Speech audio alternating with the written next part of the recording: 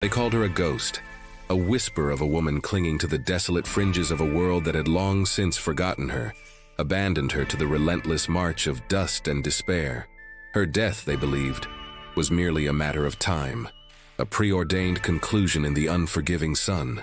But then a shadow fell across the barren land, a man of legend, a figure carved from wealth and solitude, extended a hand no one expected. Before we get into this tale, let us know in the comments, where are you watching from, and subscribe if you want more content like this one. The sun beat down on Alara like an unblinking eye, searing the parched earth and her very soul. Dust, a constant choking companion, clung to her threadbare dress, powdered her cracked lips, and filled the hollows of her empty stomach. It had been weeks, perhaps months, since anyone had looked at her with anything resembling kindness or even recognition. They merely saw a shadow, a specter of the woman she once was, a widow cursed by fate and shunned by a town quick to judge and quicker to condemn. Her husband, Thomas, had been gone for nearly a year now, swallowed by the river's cruel currents, leaving behind a legacy of whispered accusations and a mountain of unspoken debts. The townsfolk, a jury of self-righteous faces, had stripped her of everything: the small farm, the meager savings, even the dignity she thought was hers by right. They left her on the edge of the sprawling western lands, a solitary figure against a vast, indifferent sky, her only companions the buzzards circling patiently overhead. Each day was a testament to her stubborn refusal to die, a silent, defiant cry against the injustice that had woven itself into the very fabric of her existence. Her eyes, once bright with a youthful sparkle, were now deep wells of weariness and a nascent, dangerous despair. The pain of hunger was a dull ache, but the sting of betrayal, the raw wound of abandonment, was a sharper, more persistent agony. She remembered the faces, the cold eyes, the hurried whispers as they walked past her, their pity a thin veil over their true contempt. They had decided her fate, declared her worthless, and pushed her towards an inevitable, forgotten end. The wind, a cruel breath of the desert, seemed to echo their verdict, rustling through the dry grasses like a mournful lament for a life already deemed lost. She had nowhere to go, no one to turn to, just the infinite horizon mocking her solitude. The days blurred into a monotonous cycle of thirst and exhaustion, each sunrise bringing with it the crushing weight of another day to endure. Alara found solace, if it could be called that, in the stark beauty of the dying landscape, a reflection of her own internal desolation. The gnarled mesquite trees, their branches twisted like skeletal arms, seemed to understand her plight, their resilience mirroring her own desperate will to survive. But even resilience had its limits, a breaking point that felt closer with every labored breath. Her mind, a churning sea of memories and regrets, drifted back to Thomas, to their shared dreams that now seemed like fragile glass, shattered beyond repair. Had he truly left her nothing but scorn and ruin? Or was there a deeper current beneath the surface of their quiet life, a secret he had carried to his watery grave, a secret that now condemned her to this living purgatory? The questions gnawed at her, adding a layer of torment to her physical suffering. She knew the town's silent verdict. She was complicit, a partner in his perceived misdeeds, or simply a woman too weak to navigate the harsh realities of their world without a man's guiding hand. The very air around her seemed thick with judgment, pressing down on her, trying to snuff out the last embers of her spirit. She was a burden, a reminder of what the town wished to forget, and thus she was to be erased, left to fade into the endless, indifferent expanse of the western wilderness. Just as the sun began its slow, fiery descent, painting the sky in hues of desperate orange and purple, a dust cloud appeared on the horizon, growing steadily larger, promising something other than the emptiness she had grown accustomed to. Her heart, a weary drum, picked up an anxious rhythm. It was a rider, alone, cutting a path through the shimmering heat. Her first instinct was fear, a primal response born of her vulnerable state. Was it another townsman, come to mock her misery or hasten her demise? Or worse, a drifter, drawn by the scent of desperation? But as the silhouette sharpened, she saw the undeniable breadth of the man on horseback, the disciplined strength in his posture, the almost unnatural stillness that radiated from him, even as his powerful horse churned up the earth. He rode with an authority that spoke not of petty dominion, but of a boundless reach, a man accustomed to making his own rules. The horse, a magnificent beast with muscles rippling beneath its coat, was a creature of immense value, a symbol of a wealth she could scarcely comprehend. The rider pulled his mount to a halt a few yards from her, the silence that followed immense, broken only by the panting of the horse and the frantic thumping of her own heart. He was a colossal figure, his face obscured by the brim of his hat, but the air around him crackled with a formidable, unreadable power. She could feel his gaze cool and assessing, weighing her, measuring the depth of her despair. He had seen her, truly seen her, not as a ghost, but as a living, suffering woman. This man, an enigma carved from the harsh landscape, was Silas Blackwood, the richest cowboy in the territory, and his presence was as unexpected as a spring rain in the height of summer. Silas Blackwood dismounted with a fluid grace that belied his imposing stature, his spurs chiming softly against the dust. He moved towards her slowly, deliberately, each step radiating an unshakable resolve. Alara watched him, her breath caught in her throat, her mind grappling with the impossible sight of him here, on her desolate patch of land. He was not a man given to idle wanderings, his reputation preceding him like a thundercloud on the plains. His wealth was whispered about in saloons and homesteads across the territory, a vast empire built on cattle, land, and an iron will. He stopped a few feet from her, his silhouette against the dying light making him seem larger than life itself. His face, when he finally lifted his hat, was rugged, weathered by sun and silent contemplation, his eyes a startling shade of piercing gray that seemed to miss nothing. There was no pity in them, no judgment, only a deep, unsettling intensity. He surveyed her, not with the typical disdain she had grown accustomed to, but with an almost clinical assessment of her shattered state. His gaze felt like a tangible weight, stripping away her defenses, laying bare the raw vulnerability beneath. She waited, trembling slightly for him to speak, for him to deliver whatever cruel pronouncement he had come to make. But his voice, when it finally came, was deep and resonant, a quiet rumble that carried an unexpected current of authority, yet devoid of the harshness she anticipated. "They say you're a lost cause, Mrs. Miller," he stated, his words cutting through the stillness like a honed blade, "that the town has left you for dead." Alara flinched, the words a raw wound, but she met his gaze, her chin lifting fractionally, a spark of the old defiance flickering in her weary eyes. "They would be right, Mr. Blackwood," she replied, her voice a dry rasp, barely above a whisper, or at least, they would wish to be. A faint, almost imperceptible shift in his expression. He studied her for a long moment, a silent assessment that stretched the air taut between them. The sun dipped further, casting long, dramatic shadows across the land, deepening the mystery of his arrival. Then, he spoke again, his words startling in their bluntness, completely detached from the pity or scorn she expected. "I have a proposition for you, Mrs. Miller, one that might keep you from that fate." Alara blinked, her mind struggling to comprehend. A proposition? From him? Her imagination, dulled by hardship, could conjure no scenario that would link this man, this titan of the West, to her abject misery. What could he possibly want with a woman like her? Stripped of everything, ostracized and left for dead. He merely continued to watch her, his gaze unwavering as if he expected her to unravel the riddle of his intentions from the silence. The air thickened with unspoken questions, the weight of her desperation pressing down, forcing her to consider even the most outlandish possibilities. He took a step closer, his presence commanding, yet not overtly threatening.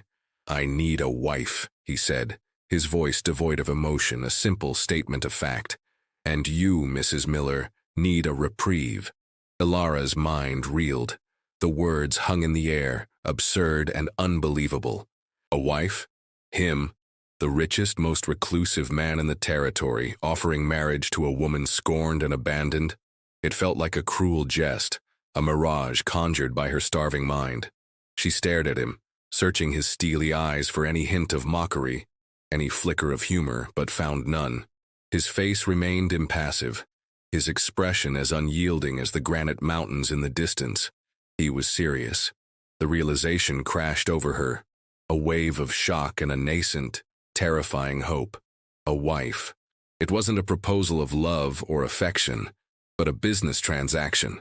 A cold, calculated exchange. He offered sanctuary, a roof over her head, food for her empty stomach, and in return, she would be his wife. It was a lifeline, flung into the depths of her despair, but tethered to an unknown, potentially dangerous price. Her moral compass, long neglected in the face of survival, spun wildly. Was she to trade one form of desolation for another? A gilded cage instead of a dusty grave? The question was a heavy stone in her throat. "Why me?" she managed to croak, the question ragged, barely audible. He didn't answer immediately, his gaze sweeping across the desolate landscape that surrounded her, a silent commentary on her desperate plight.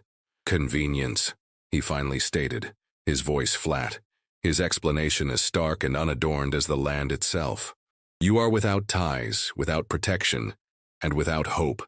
You have nothing left to lose and everything to gain. I require a certain arrangement." His words, though brutally honest, carried an uncomfortable truth. She truly had nothing. Her choices had narrowed to a single stark path, death or this impossible bargain. The unspoken reasons for his sudden need for a wife remained shrouded in mystery, a deeper current flowing beneath his calm demeanor. Was he seeking an heir? A partner for a business venture? Or was there something else, something hidden within his vast, silent world that required a woman of her particular circumstances? The offer, though presented as a cold negotiation, felt like a desperate gamble, a leap into an unknown abyss, but an abyss that, paradoxically, offered a faint glimmer of light, a promise of survival where none had existed moments before. The silence stretched, filled with the hum of the vast, unforgiving land and the pounding of Alara's heart. He waited, his patience unnerving, giving her the space to process the impossible choice he had laid before her. Her mind raced, a frantic search for alternatives, but found only empty paths, each leading back to the same grim conclusion. There were none. To refuse him was to accept the fate the town had decreed for her, to lie down and surrender to the dust. To accept was to step into a life she could not fathom, bound to a man she did not know, for reasons she could not comprehend.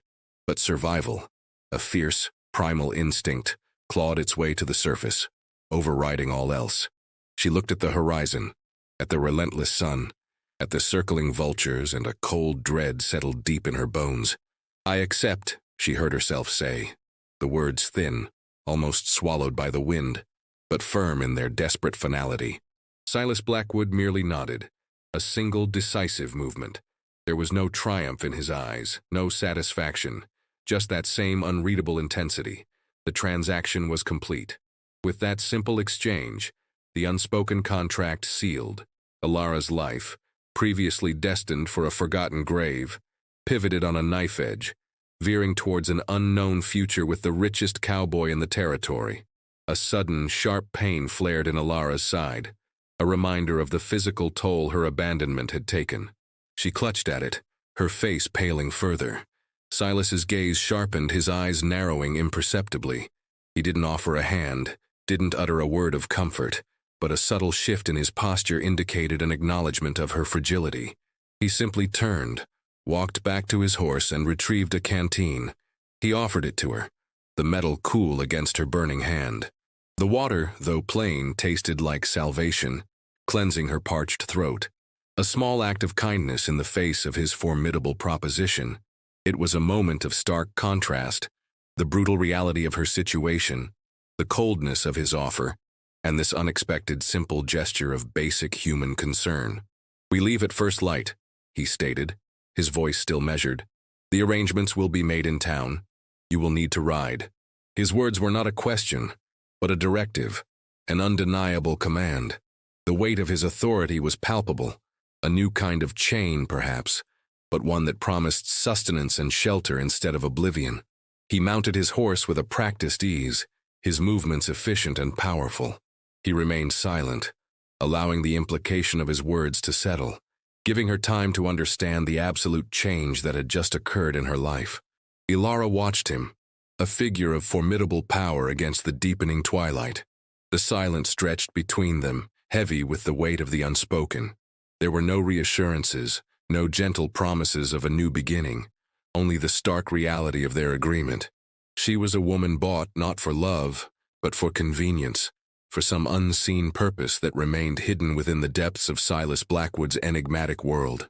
The stars began to pepper the darkening sky, pinpricks of light against an infinite blackness, mirroring the fragile spark of hope that had been ignited within her. She was no longer alone, no longer entirely without protection, but the bargain felt brittle, resting on unspoken terms that she could only guess at. The true implications of her acceptance, the life she was stepping into, remained a terrifying unknown. But as the chill of the desert night began to creep in, a different kind of cold than the one of utter abandonment, she knew, with a certainty that settled deep in her bones, that she had chosen survival. And for now, that was enough. The wind, which had once whispered of death, now carried the faint promise of a new, bewildering dawn. The journey to town the next morning was a quiet, arduous affair. Ilara rode a horse Silas provided, a sturdy mare with a gentle gait, a stark contrast to her own weary state.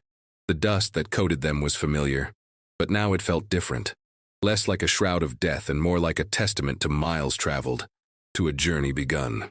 Silas rode ahead, his back straight, his presence a formidable, silent wall. He spoke rarely, offering only curt instructions or observations about the terrain. His silence was not dismissive, but rather contemplative, as if his mind was constantly calculating, planning, or perhaps guarding deep secrets. Ilara, still reeling from the sudden shift in her fortune, found herself studying him, searching for clues to the man behind the formidable reputation. His hands, gripping the reins, were large and calloused, betraying a life of hard work despite his immense wealth. There was a disciplined strength in his every movement, a self-contained power that seemed to emanate from him, making the air around him thick with his authority. She wondered about his past, about the path that had led him to amass such a fortune, and more importantly, what drove him to seek a wife in such an unconventional, almost cold manner. The answers remained elusive, hidden behind the granite mask of his features. As they approached the town, a knot of dread tightened in Ilara's stomach. The familiar cluster of wooden buildings, the dusty main street, the wary, judgmental faces she knew so well. This was the place that had condemned her, that had stripped her of her husband's memory and her own dignity. Now she was returning, not as a broken widow, but as the intended wife of Silas Blackwood. The irony was a bitter taste on her tongue. She could already feel the stares, the whispers, the sharp sting of curiosity mixed with disbelief and resentment. Their sudden arrival would be a spectacle, a shock to the town's quiet, predictable rhythm. Silas, seemingly immune to such petty concerns, rode on, his gaze fixed straight ahead, as if the entire world outside his immediate purpose simply ceased to exist. His composure was a stark contrast to her own internal turmoil. She knew what they would say, what assumptions they would make. Her reputation, already in tatters, would be twisted and reshaped by this inexplicable turn of events. But beneath the fear, a new feeling stirred, a flicker of defiance. She was no longer just the pitiable widow. She was, for better or worse, connected to Silas Blackwood, and that connection, however strange, carried a different kind of power. The town square was unusually busy for mid-morning, as if sensing the impending disruption. As Silas and Ilara rode in, a hush fell over the milling townsfolk. Conversations ceased, heads turned, and eyes, wide with surprise and suspicion, fixed on the unlikely pair. Ilara felt every stare like a burning coal, the silent judgment palpable in the air. She recognized faces, Mrs. Henderson, whose sour gaze had followed her like a shadow after Thomas's death, Old Man Hemlock, who had openly questioned her moral character, and even Mayor Caldwell, whose dismissive wave had sealed her fate. Silas, however, rode straight through the astonished crowd, dismounting in front of the small, unassuming office of Judge Thorne. He tethered his horse, then turned and offered Ilara a hand down, his touch brief and impersonal, yet firm. The gesture itself was a spectacle, a silent declaration to the entire town. A collective gasp rippled through the onlookers. Silas Blackwood, who rarely set foot in town for anything other than essential business, was here, and he was with her.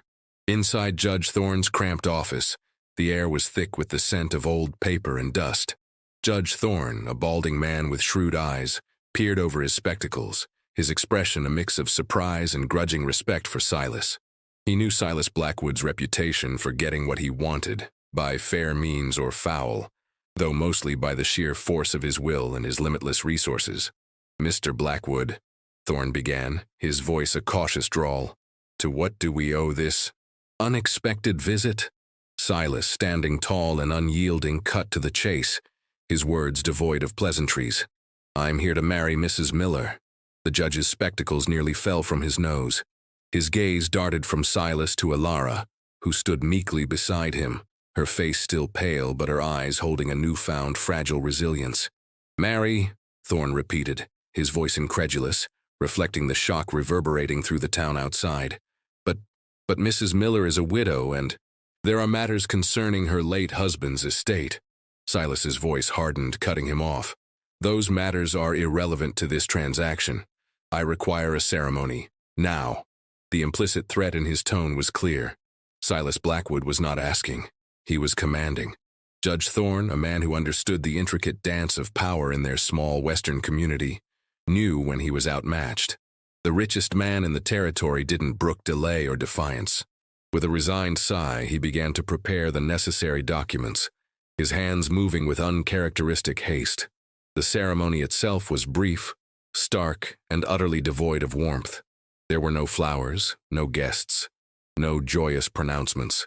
Only the judge's droning words, Silas's firm responses, and Ilara's own voice, a faint echo, as she pledged herself to a stranger. Her name, Ilara Miller, became Ilara Blackwood, a transformation so swift and profound, it felt surreal. She watched Silas, who remained impassive throughout, his gaze never once straying to her, fixed on the legalities of the moment. It was a contract, pure and simple, binding them together not by affection, but by necessity and an unseen agenda. The act itself felt like a surrender, but also, paradoxically, a reclaiming of agency. She had chosen to survive, and this was the path she had taken. As Thorne stamped the final document, a faint sense of dread mingled with a fragile, almost desperate relief. She was bound, but she was no longer alone, no longer left to die. Leaving the judge's office, Ilara felt the full weight of the town's collective gaze. They emerged from the small, dusty building into the harsh sunlight, husband and wife. The whispers that had been muted before now rose to a crescendo, a chorus of disbelief and scandal. Mrs. Henderson openly stared, her mouth agape. Mayor Caldwell's face was a study in conflicted emotions, relief that the town's problem was solved, mixed with resentment at Silas Blackwood's unilateral power. Ilara kept her gaze fixed straight ahead, mirroring Silas's impenetrable demeanor. For the first time in what felt like an eternity, she wasn't just a victim. She was a mystery, an enigma linked to the territory's most powerful man. Her former life, a canvas of suffering and rejection, had been abruptly painted over with the bold, stark strokes of Silas Blackwood's will. They mounted their horses, and with a quiet nod to the dumbfounded crowd, Silas turned his horse and headed out of town, away from the gossip and the judging eyes, towards his sprawling ranch, a place of immense wealth and profound solitude. Ilara followed, a new future stretching before her, a landscape as vast and unknown as the western sky itself. The journey to Silas's ranch was long, stretching into the late afternoon. The landscape gradually changed, becoming wilder, more remote, and incredibly beautiful. They ascended into higher elevations, leaving the dusty plains behind for rolling hills, dotted with ancient oaks and towering pines. Silas's property was immense, a sprawling empire of land that seemed to stretch endlessly under the vast sky. As they rode, Ilara couldn't shake the images of the town's faces from her mind, the shock and resentment etched into their features. She knew the stories they would conjure, the sordid tales they would weave to explain this inexplicable marriage. Her past, Thomas's death, the whispers of his supposed debts and shadowy dealings, all of it would be re-examined, twisted and sensationalized. But here, riding alongside Silas, the world seemed to shrink to just the two of them, and the formidable silence of his presence. He was a fortress of a man, and for now, she was inside his walls. The ranch itself, when it finally appeared in the distance, was not the grand, ostentatious estate she might have imagined for such a wealthy man. It was a sturdy, well-built homestead, nestled deep within a valley, surrounded by neatly fenced pastures and corrals. It projected strength and permanence, a testament to Silas's grounded nature. As they rode closer, a small group of ranch hands emerged from the bunkhouse, their faces a mixture of surprise and respectful curiosity as they saw their boss, not alone, but with a woman. They greeted Silas with quiet reverence, their eyes lingering on Alara, quickly assessing the new arrival. Silas merely nodded to them, offering no explanations, his silence a clear deterrent to any probing questions. He dismounted and again offered Alara a hand, his touch brief and formal. "Welcome to the ranch, Mrs. Blackwood," he said, his voice flat, the new name a stark reminder of her altered status. The words echoed in the vast, quiet space, solidifying the reality of her marriage. A heavy, pregnant silence settled over them. It was not the kind of welcome one dreamed of, but it was shelter, it was safety, and it was a promise of food and warmth. She felt a profound sense of exhaustion, a weariness that went beyond physical fatigue, settling deep into her bones. The events of the day, the raw emotion of her abandonment, the impossible rescue and the sudden binding marriage, had all conspired to leave her hollowed out, suspended between fear and a tentative hope. Silas led her inside the main house. It was a large, well-kept home, masculine in its simplicity, yet surprisingly comfortable. Dark wood furniture, a massive stone fireplace, and functional decor spoke of practicality rather than luxury. It was clean, orderly, and utterly devoid of any feminine touch. A lone housekeeper, a stout elderly woman with kind eyes, greeted them with a slight bow of her head, her expression unreadable but her gaze lingering on Alara with a fleeting touch of sympathy. "Mrs. Dawson will see to your needs," Silas stated, his voice direct. "Dinner will be at 7.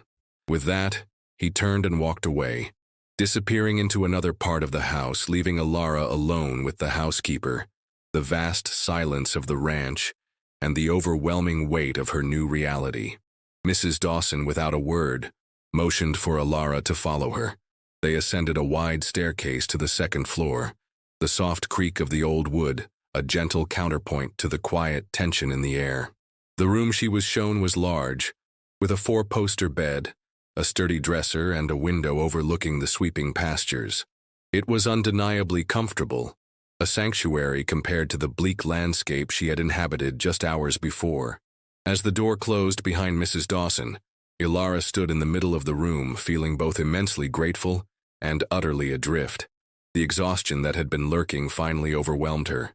She sank onto the edge of the plush bed, the unfamiliar softness a shock against her weary body. The past few weeks, a blur of hunger, fear, and despair, crashed over her. Her husband, Thomas, a constant nagging ache in her heart, had been gone for nearly a year. His sudden death, a drowning accident in a flash flood, had shattered her world, but it was the aftermath that had truly broken her. The creditors, swift and merciless, had descended like vultures, picking apart every scrap of their modest farm. The whispers had started almost immediately. Thomas's reckless spending, his secret debts, the hints of shady dealings just beyond the town's watchful eyes. And then, the ultimate betrayal. Her own family, distant relatives who had once offered lukewarm comfort, turned their backs, refusing to help, fearing their own reputations would be tarnished by association. She was alone, vulnerable, and easy prey for the town's judgment. The memories pressed in on her, a suffocating blanket of grief and resentment. She remembered the cold glint in Mayor Caldwell's eyes as he oversaw the auction of their last few possessions, the quiet glee of Mrs. Henderson as she bought a family heirloom for pennies. They hadn't just taken her possessions, they had stripped her of her identity, of any sense of belonging. The very fabric of the community, once a comforting presence, had become a tightening noose. She had pleaded, reasoned, even begged, but her voice was lost amidst the clamor of accusation and suspicion. Thomas, in his death, had left her a legacy of ruin, and now she was living with the ghost of his mistakes, bound to a man whose motives were a profound mystery. Was this marriage a consequence of Thomas's hidden past? Did Silas Blackwood know something? Some secret connection to her late husband's life that explained this bizarre arrangement? The questions swirled in her mind, unanswered, adding another layer of complexity to her already fractured existence. The room, for all its comfort, suddenly felt like a cage, albeit a very comfortable one. Dinner was a silent, formal affair. Silas sat at the head of a long, polished table, Elara at his right, and Mrs. Dawson served them with quiet efficiency. The food was rich, hearty, a stark contrast to the scraps and dust that had sustained Elara for so long. She ate slowly, savoring each bite, the unfamiliar warmth spreading through her starved body. Silas ate with precision, his movements economical, his gaze often drifting to the windows, observing the deepening night. He offered no conversation, no polite inquiries, maintaining a profound distance. Elara, too, remained silent, acutely aware of the chasm between them. The only sound was the clinking of cutlery and the occasional crackle from the fireplace. It was an arrangement, a truce, not a partnership. After dinner, Silas retreated to a study, its door closing with a soft thud, leaving Elara alone in the vast silence of the house. The loneliness, a familiar companion, returned, but now it was different. It was the loneliness of proximity, of being near someone yet utterly isolated, a stark contrast to the utter desolation of being truly alone in the wilderness. The days that followed settled into a routine of quiet observation and unspoken questions. Elara found herself exploring the ranch, its vastness both intimidating and strangely liberating. She walked the fence lines, watched the cowboys work, their movements efficient and practiced, their faces weathered by sun and wind. They treated her with a respectful distance, acknowledging her as Mrs. Blackwood, but never infringing on her space. Silas remained an enigma. He spent most of his days out on the range, returning late, often dusty and tired, but still radiating that same unreadable intensity. Their evenings were much like the first, silent dinners, followed by his retreat to the study. Occasionally she would catch glimpses of him, reading by the faint glow of an oil lamp, or deep in conversation with one of his foremen, his voice low and authoritative. She found herself drawn to him in spite of herself, a magnet pulled by an unknown force. She wanted to understand him, to unravel the layers of his quiet power, to uncover the true reason he had plucked her from the jaws of death and bound her to him. One afternoon, venturing further than usual, Elara stumbled upon an old, abandoned cabin, half hidden by overgrown brush, its windows broken, its porch collapsing. It was a desolate, forgotten place, bearing the scars of time and neglect. A sudden, sharp ache pierced her chest, a memory rising unbidden from the depths of her mind. This cabin, so eerily similar to the one she and Thomas had briefly rented when they first arrived in the territory, brought with it a wave of nostalgia and sorrow. She remembered their hopeful dreams, the naive belief that they could carve out a new life from the rugged land. She remembered Thomas's laugh, his ambitious pronouncements, his easy charm that had initially captivated her. But beneath the charm, she knew now, lay a restlessness, a recklessness that had ultimately led to their downfall. He had always been chasing something just out of reach, something more, better, faster. His promises, like dust, had slipped through her fingers, leaving her with empty hands and a broken heart. The scent of dust and decaying wood filled the air of the abandoned cabin, conjuring phantom images of their early struggles, the lean years and the slow, insidious unraveling of their meager finances. Thomas had been a dreamer, but a flawed one, his schemes often grand but ultimately unsustainable.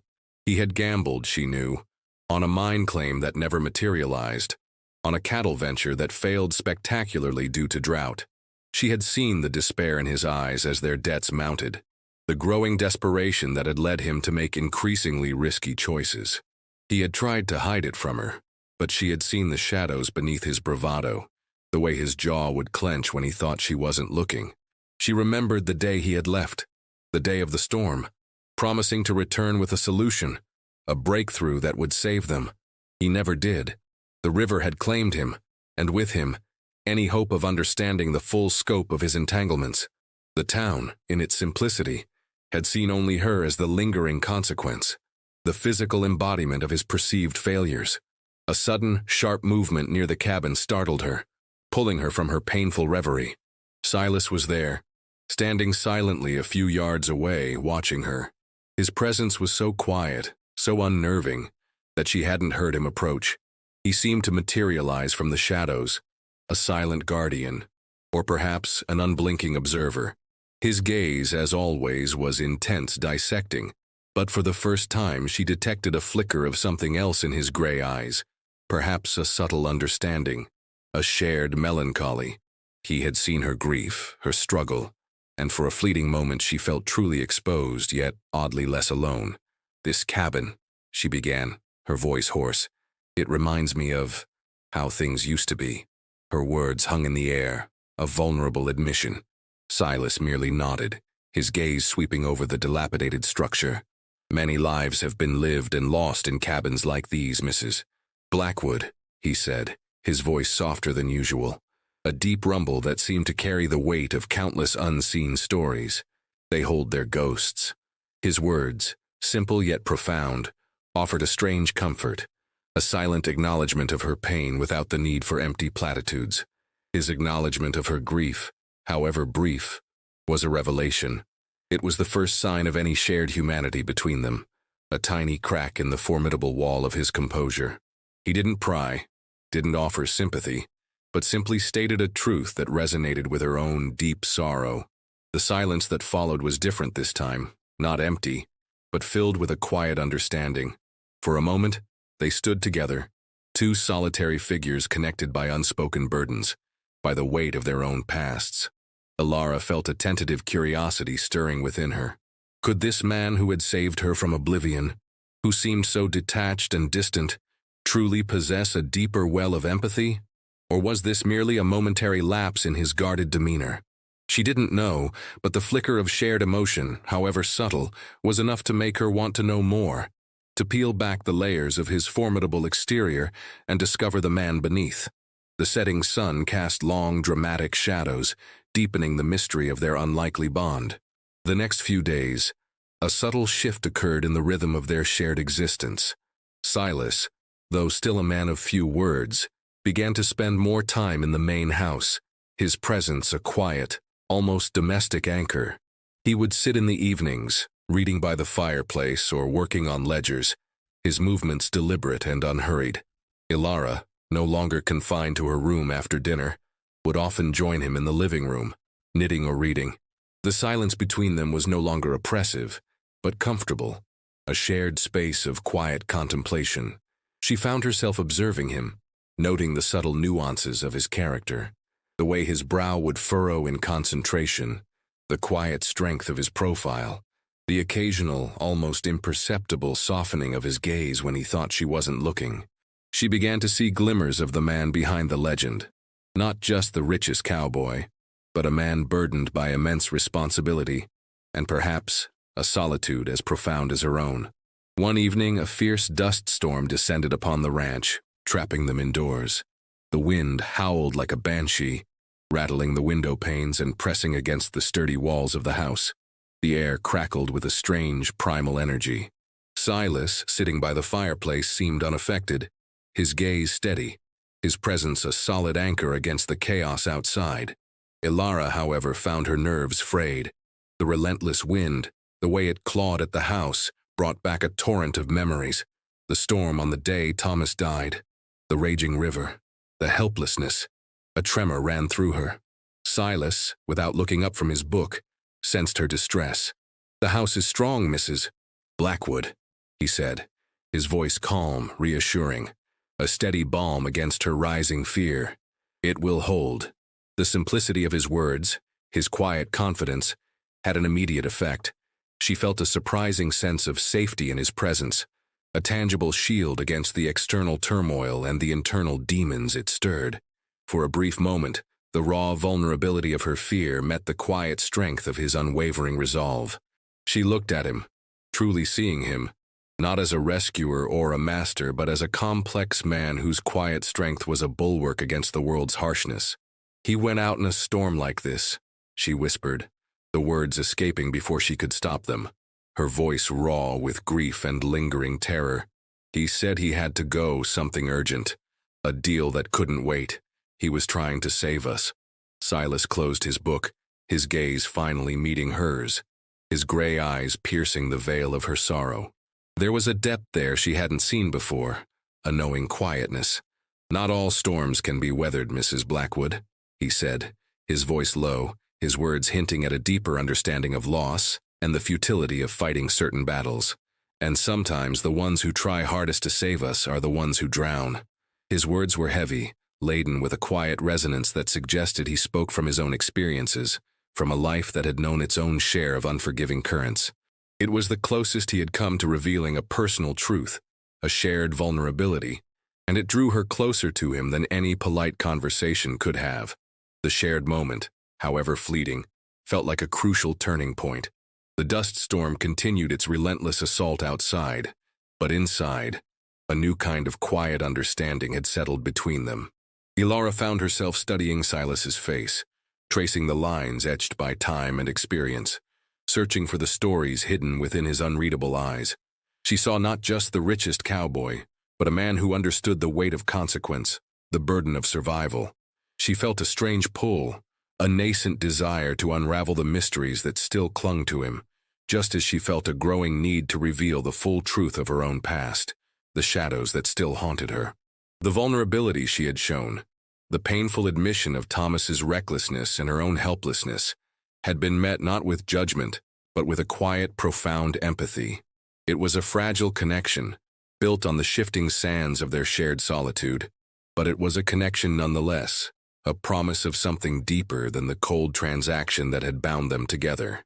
For the first time, she allowed herself to hope that this marriage, born of desperation, might evolve into something more, something that offered not just safety, but perhaps a quiet solace. The next morning, the dust storm had passed, leaving behind a sky of brilliant, washed-clean blue.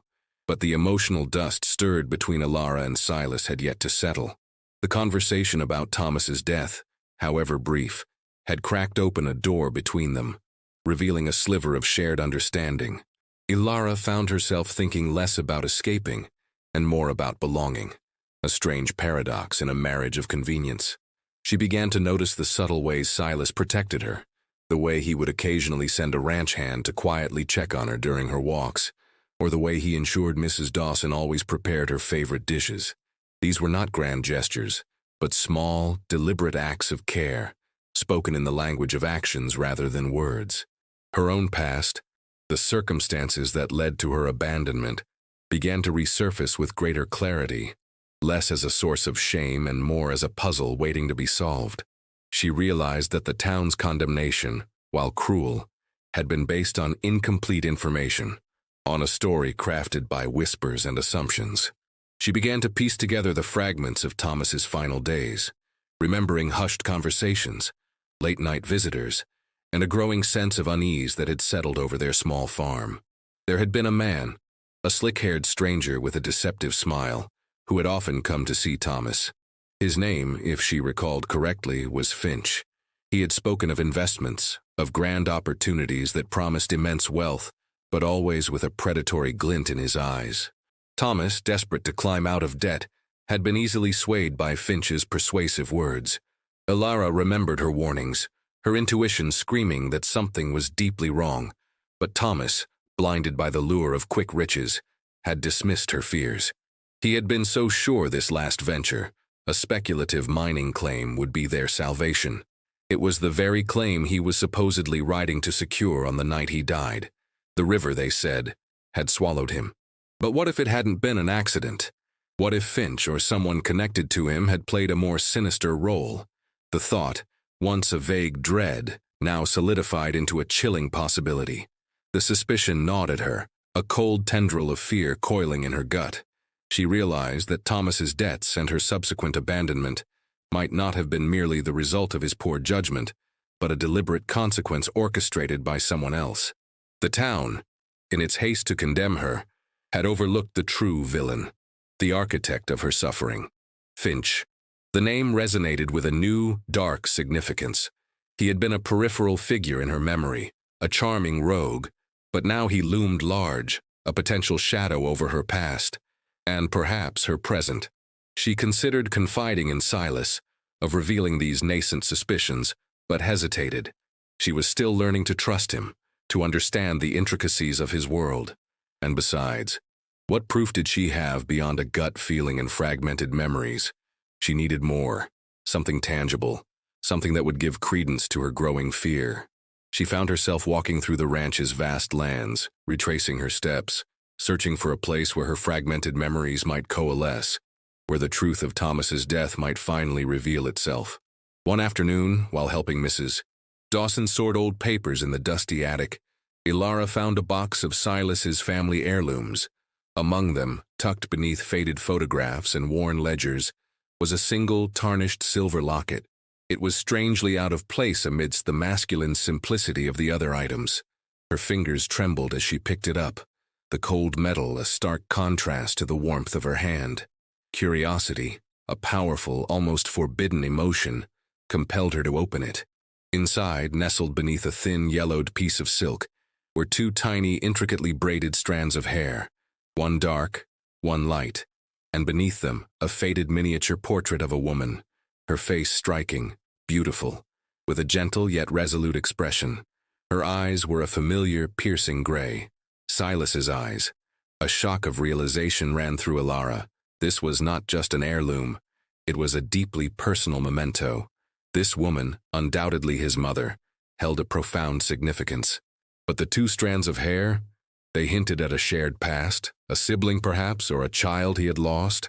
The mystery of Silas Blackwood, already profound, deepened, hinting at a sorrow that mirrored her own.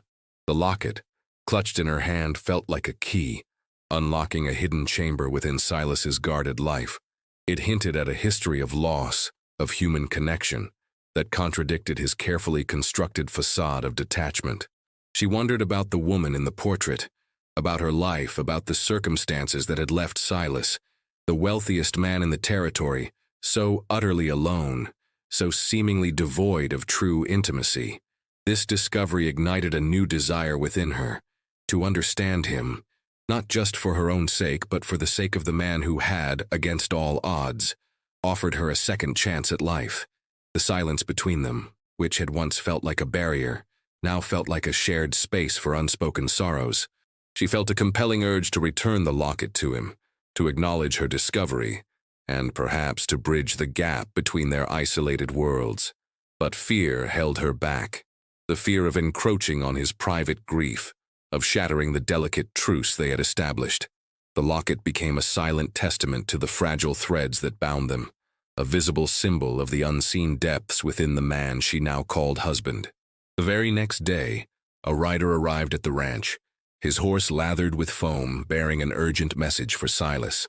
It was from Judge Thorne, a terse summons regarding a new development concerning Thomas Miller's estate. Ilara felt a chill creep up her spine.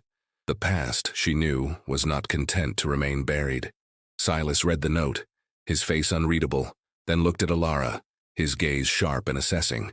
"It seems your past isn't finished with you yet, Mrs. Blackwood," he stated, his voice devoid of emotion, yet carrying a hint of underlying tension. "They claim a new will has surfaced, one that leaves everything to a distant cousin, nullifying any prior claims and implicating Thomas in a fraudulent scheme involving the very mine claim he was pursuing when he died." The words hit Ilara like a physical blow. A new will?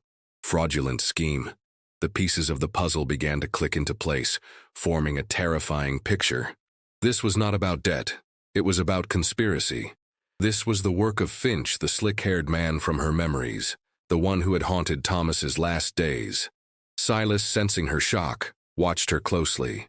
"It seems this cousin, a man named Sterling Vance, has arrived in town demanding control of the estate," he continued, his voice calm, but with an underlying edge of steel.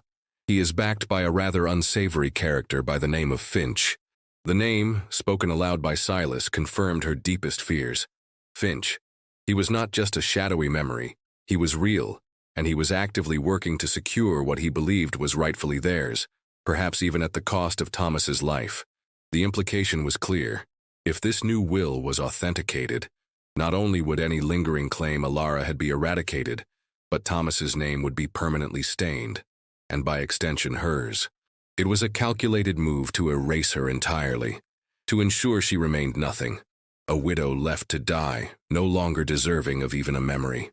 The tension in the air was palpable, the quiet truce between them suddenly replaced by a shared sense of urgency, a looming threat that demanded action. Alara's mind raced, a whirlwind of fear and anger. This was it, the truth she had instinctively sensed, now laid bare. Finch was not just a swindler. He was a murderer, or at the very least complicit in Thomas's death.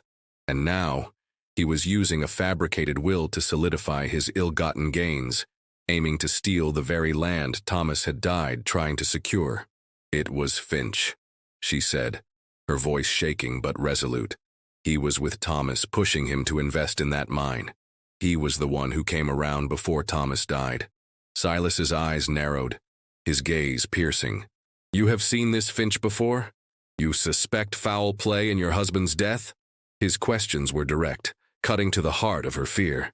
She nodded, her chin trembling slightly. "I always suspected, but no one would listen. They just wanted to believe Thomas was a fool and I was complicit."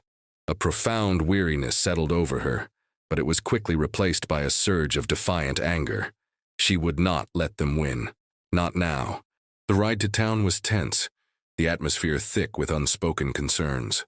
Silas, now fully aware of the sinister undercurrents of Alara's past, seemed to shed his usual detachment, his focus entirely on the impending confrontation. Alara, sitting beside him in the wagon, felt a surge of cold determination. This was no longer just about her survival. It was about reclaiming Thomas's name, about exposing the truth.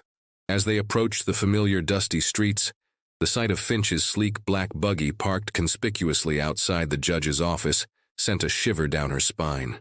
The man himself stood nearby, a greasy smile plastered on his face as he conversed with Sterling Vance, a younger man with a weak chin and an air of nervous entitlement.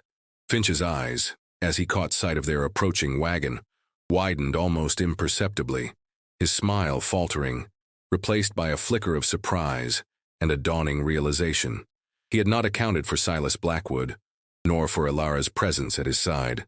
The confrontation in Judge Thorne's office was sharp and brutal.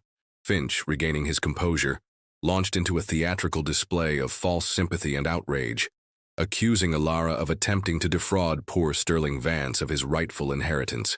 He spoke of Thomas's reckless nature, painting him as a desperate man caught in a web of his own making, and the newly surfaced will as clear proof of Thomas's final desperate attempt to secure his supposed illegitimate earnings.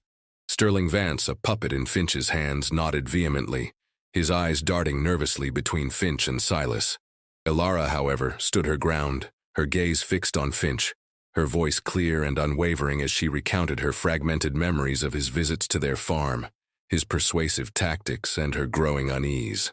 "He preyed on Thomas's desperation," she accused, her voice rising with righteous anger. "He manipulated him, and then when Thomas threatened to expose his lies, he silenced him." The words hung heavy in the air, a direct accusation of murder. Finch's face contorted, his mask of geniality cracking under the weight of her direct accusation. "Lies!" he roared, his voice suddenly sharp, revealing the viper beneath the smooth exterior. "She's delusional, Judge, driven mad by grief and greed." But Silas Blackwood, standing like a colossus beside Alara, stepped forward, his presence silencing Finch's bluster. His voice, though quiet, resonated with an undeniable authority that filled the small room. "Mrs. Blackwood is my wife, Mr. Finch," he stated, his gaze cold, piercing directly into the depths of Finch's shifty eyes. "And her accusations are not to be dismissed lightly. Perhaps you can explain why you have been spotted in possession of documents related to the very mine claim Thomas Miller was pursuing, documents that were allegedly lost in the river with him." Silas's words struck like lightning, revealing a depth of knowledge that stunned Finch. The color drained from Finch's face, his bravado crumbling, replaced by a desperate, trapped look. The silence that followed was thick with the weight of Finch's sudden terror, the noose tightening around him. The true climax unfolded in the quiet moments that followed. Finch, cornered and exposed, lashed out, a cornered rat. He lunged for Silas, a desperate, futile attempt to escape, or perhaps to silence him. But Silas, quick and powerful, disarmed him with a single efficient movement, pinning him against the wall. The knife clattered to the floor, echoing in the sudden stillness.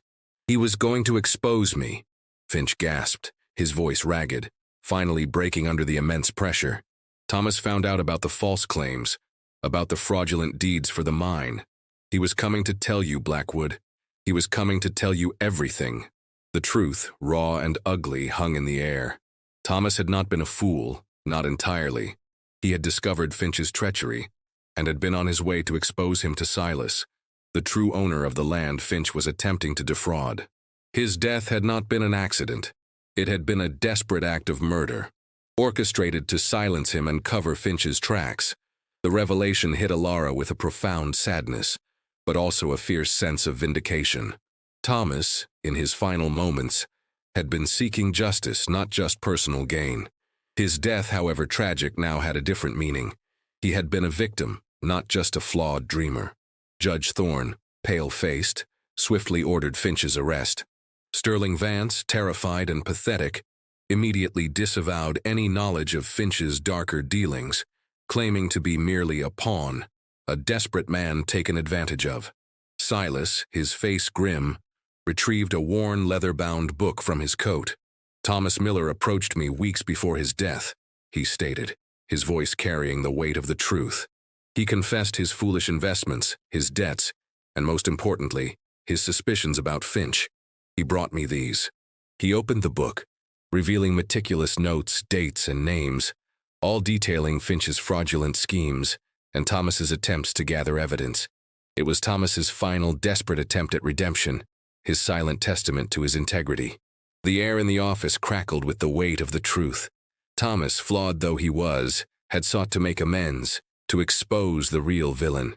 He had not left Alara to die because he was careless, but because he was silenced. The town's judgment, the harsh whispers, had been based on a lie, a carefully constructed illusion by Finch to erase all traces of his crime. Alara felt a wave of profound relief and sorrow wash over her. Her husband had not been a complete failure. He had died trying to do what was right. Silas, observing her emotional turmoil, placed a comforting hand on her shoulder, a rare, tender gesture that spoke volumes. In that moment, the formal distance between them dissolved, replaced by a quiet, shared understanding. Their union, born of necessity, now held a deeper, more profound meaning. They were not just husband and wife. They were partners in justice, their lives intertwined by the very forces that had sought to destroy them. The town, silent witnesses to the dramatic unfolding, began to see Alara not as a cursed widow, but as a survivor, a woman redeemed by truth. In the aftermath, the town, shocked by the revelations, found itself grappling with its own complicity in Alara's suffering. The whispers ceased, replaced by murmurs of regret and a dawning understanding. Finch was swiftly dealt with by the law, his web of deceit finally unraveled. Sterling Vance, exposed as a pathetic dupe, faded into obscurity. Thomas's name, through Silas's quiet efforts and Alara's unwavering testimony, was cleared of the most damaging accusations, his tragic end now viewed through the lens of betrayal rather than recklessness. The mine claim, revealed to be legitimately valuable, was indeed part of Silas Blackwood's vast holdings, and Thomas's notes had merely been an attempt to ensure its legitimate transfer to the rightful owner after discovering Finch's fraud. Alara's initial suspicion that Silas had married her for the land or a hidden agenda was laid to rest. He had acted out of a deeper, more complicated sense of justice, a quiet integrity that had driven him to protect the innocent and expose the guilty. Life at the ranch settled into a new, comfortable rhythm. The silence between Alara and Silas remained, but it was now a shared, intimate quiet, punctuated by glances that conveyed understanding, by small gestures of affection that spoke louder than any words. He continued his work, his days filled with the demands of his empire, but his evenings were increasingly spent with Alara, sharing quiet moments by the fire, talking about the ranch, about life, about the future. Elara, no longer consumed by grief and injustice, began to flourish.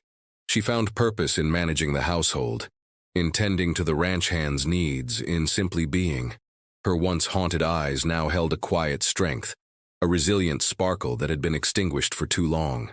The ranch, once a place of intimidating grandeur, became her home, a sanctuary of hard-won peace. Her relationship with Silas was not a fairy tale romance, but something more grounded, more real, a partnership forged in adversity, built on mutual respect, and a quiet, profound understanding of each other's vulnerabilities. The scars of her past remained, etched into the fabric of her memory, but they no longer defined her. They were reminders of the darkness she had endured, and the unwavering light that had, against all odds, found her. The town's occasional visitors to the ranch no longer came with judgment in their eyes, but with a newfound respect for Mrs. Blackwood, the woman who had not only survived, but thrived. She was no longer the widow left to die, but Elara Blackwood, the wife of the richest cowboy, a woman who had faced the depths of despair and emerged with her spirit intact, her future, finally, her own. Their bond, unconventional and born of a desperate bargain, had matured into something resilient and true. The vast expanse of the western landscape, once a symbol of her solitude, now represented the limitless possibilities of their shared future, a future built on quiet trust, enduring strength, and the profound, unexpected comfort of a life well lived together. The sun set over the sprawling ranch, casting long, peaceful shadows, a testament to the enduring power of hope and the unexpected paths to redemption.